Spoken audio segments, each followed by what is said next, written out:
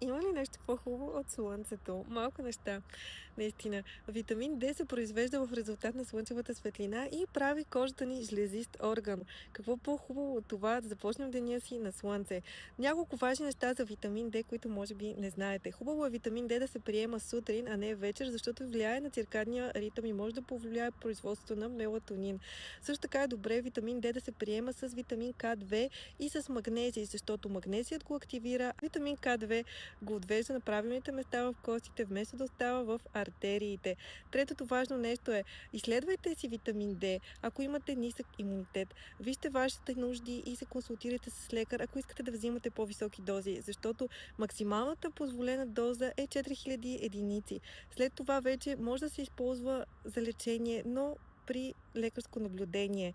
Имайте предвид също така, че витамин D не е вегетариански происход.